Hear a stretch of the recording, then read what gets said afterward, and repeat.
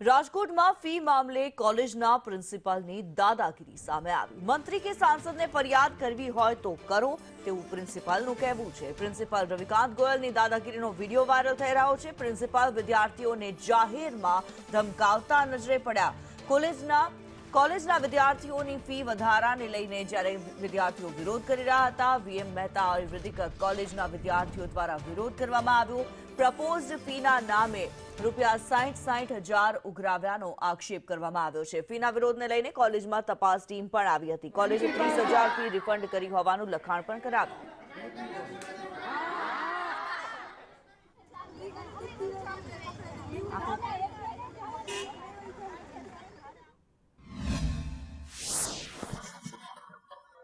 કરે છે બધે આવે પછી બધે કરવાના ચાલો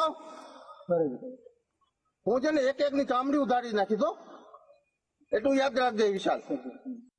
ઘરે રહેવું છે કે ક્લાસ ની અંદર જવું? તું તો લીડર છો ને? ના તું તો લીડર છો, મને ખબર છે। નહીં મને ખબર છે। રીવાબાને બોલાવો છે? ના બોલાવો છે? બોલાવો છે તો બોલાવી લઈએ આપણે।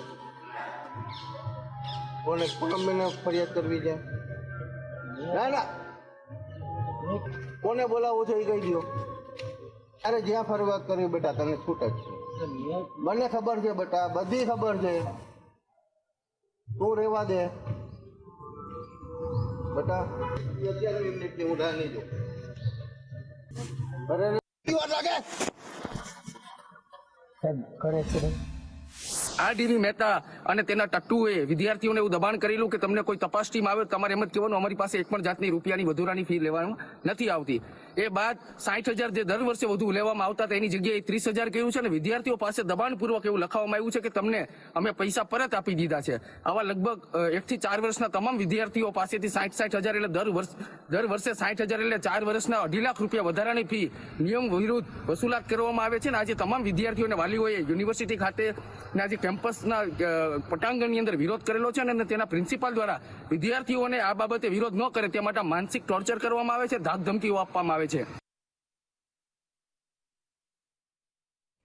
જે પ્રમાણે મામલો આખો સામે આવી રહ્યો છે, પ્રિન્સિપાલ દ્વારા વિરોધ કરી રહેલા વિદ્યાર્થીઓને ધમકાવવામાં આવ્યા છે। કોલેજની અંદર વધારાની ફી વસૂલવામાં આવી રહી છે ત્યારે વિદ્યાર્થીઓ જ્યારે વિરોધ કરવા માટે થઈને પહોંચ્યા ત્યારે પ્રિન્સિપાલ દ્વારા દાદાગીરી કરવામાં આવી, વિદ્યાર્થીઓને ધમકી આપવામાં આવી છે।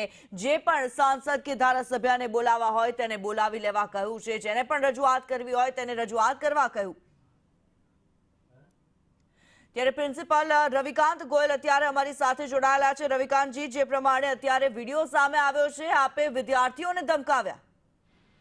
ના બેન, એવી વાત ખોટી છે સાહેબ। વિડીયો જે દેખાઈ રહ્યો છે અત્યારે વાયરલ થયો છે, આખા ગુજરાતની અંદર દેખાઈ રહ્યો છે, સોશિયલ મીડિયાની અંદર છે, એની અંદર દેખાઈ રહ્યું છે કે આપ ધમકાવી રહ્યા છો। ના, હું વિદ્યાર્થીઓને કોઈ દિવસ ધમકાવતો જ નથી મેડમ। તો સાહેબ આ તમારી જગ્યાએ કોઈ બીજું છે? એમાં મારો અવાજ છે કે નહીં તમે જોઈ લો, હું તમારી સાથે વાત કરું જ છું અત્યારે। સાહેબ તમે દેખાઈ રહ્યા છો અને તમે જ્યારે એમ કહી રહ્યા છો કે ચામડી ઉધેડી નાખીશ, શું વિદ્યાર્થીઓ સાથે આ પ્રકારનું વર્તન યોગ્ય છે? એ મારો અવાજ જ નથી મેડમ। સાહેબ વિડીયો છે, આ ઓડિયો નથી, આ ઓડિયો ક્લિપ વાયરલ નથી થઈ, આ વિડીયો સામે આવ્યો છે ને એમાં તમે દેખાઈ રહ્યા છો સાહેબ। એમાં હું છું જ નહીં મેડમ। અચ્છા, એટલે તમે એવું કહી રહ્યા છો કે આ વિડીયોની અંદર તમે છો જ નહીં, આ વિડીયો એમને મોફ બનાવવામાં આવ્યો છે? એમાં પાછળથી અવાજ કોનો છે મને ખબર નથી, હું તમારી સાથે વાત કરું છું અત્યારે પણ। હા, તમે મારો ઈ વિડીયોની અંદર જે અવાજ છે ઈ તમે અવાજને તમે ઓળખો અને હું તમારી સાથે અત્યારે લાઈવ વાત કરી રહ્યો છું જી બરાબર। જે મારો વિડીયો છે ઈ મારો વિડીયો ઈ છે કે મેં બાળકોને એ કીધું હતું કે ભાઈ તમારે અત્યારે જે છે તમે રીવાબાના કોન્ટેક્ટમાં છો, એવા મેસેજ જે છે ઈ વાયરલ થયા છે। એને મેસેજ મારી પાસે પણ છે કે અમે રીવાબાના કોન્ટેક્ટમાં છીએ, પૂનમબેન ના પીએ સાથે વાત થઈ છે, લેખિતમાં ફરિયાદ કરવાની છે। એના સંદર્ભમાં મેં જે બાળકોને કહ્યું છે કે બેટા તમારે એમની સાથે મળવું હોય તો તમે કહો તો આપણે એમની સાથે પણ મળી લઈએ। બરાબર, પણ એ જે બીજા જે વિડીયો અમુક જે વાયરલ થયા છે એમાં તમે જો હું બેટા બેટા તરીકે જ વાત કરું છું, જે મારો હકીકતમાં અવાજ છે. બીજાની અંદર બીજા વિડીયોની અંદર જે એડિટિંગ કરેલો અવાજ છે એ કોનો છે એ મને ખબર નથી મેડમ. તો સાહેબ એક વાત જણાવો, આ કોણ કરી શકે? શું કોઈ દુશ્મન છે તમારું એ કરી શકે? તો મેડમ એ તો મને હવે હું કેવી રીતના ઓળખી શકું કે કોણ કરી રહ્યા છે? હું તો તમારી જોડે વાત કરું, અત્યારે પણ વાત કરું છું, તમારી જોડે લાઈવ વાત કરું છું. તમે વાત કરતા મારી તાત્કાલિક તમને પણ અવાજ જે છે એ અલગ છે, અને અત્યારે હું જે વાત કરું છું એનો અવાજ તમે ઓળખી લ્યો એટલે તમને તાત્કાલિક ખબર પડી જશે. એક સામાન્ય માણસને પણ ખબર પડે કે સાહેબ આ મારો અવાજ નથી. એટલે તમે ચોખ્ખું એમ કહી રહ્યા છો, સ્પષ્ટ એમ કહી રહ્યા છો કે જે વિડીયો, જે ધમકાવાનો જે વિડીયો છે એ તમારો નથી. જે બીજો વિડીયો સામે આવી રહ્યો છે જેમાં ધારાસભ્ય સાંસદને રજૂઆતની વાત કરી રહ્યા છો એ તમે છો, બરાબર? જ્યારે વિદ્યાર્થીઓ બારે હતા મેં એ લોકોને એટલી વિનંતી કરી હતી કે તમે બેટા ક્લાસરૂમમાં જાઓ, બરાબર, અને એ વિડીયો એ બાળકોના જે વોટ્સએપ ગ્રુપની અંદરના અમુક બાળકોએ મને ફોટા મોકલેલા હતા કે અમુક બાળકો જે છે એ એમાં ગ્રુપની અંદર એવા લખે છે કે અમે રીવાબા કોન્ટેક્ટમાં છીએ, પૂનમબેનના કોન્ટેક્ટમાં છીએ. તમે કે વાંધો નહીં, તમે એમના કોન્ટેક્ટમાં હો તો તમે કયો તો એની સાથે ત્યારે હું રજૂઆત કરી દઉં, બરાબર.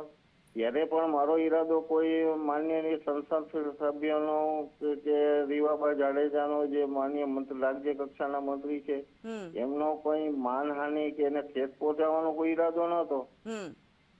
એમને તો મેં ત્યારે પણ વિદ્યાર્થીઓને મારી બાઇટ છે તમે હું એમાં જેની અંદર સ્પષ્ટ દેખાઉં છું તમે જોઈ લ્યો. હું એવી રીતના કહું છું બેટા મને બધી ખબર છે કે તમે કોના કોન્ટેક્ટમાં છો, તમે વિદ્યાર્થીઓ એકબીજાને ગ્રુપમાં મેસેજ કરો છો, બરાબર. આ લેવલે જયારે આપણે કોલેજની અંદર ભણતા હોઈએ ત્યારે આવી મેટર કોલેજના મેનેજમેન્ટ થ્રી, કોલેજના પ્રિન્સિપાલ થ્રી એની પાસે રજૂઆત કરવાની હોય.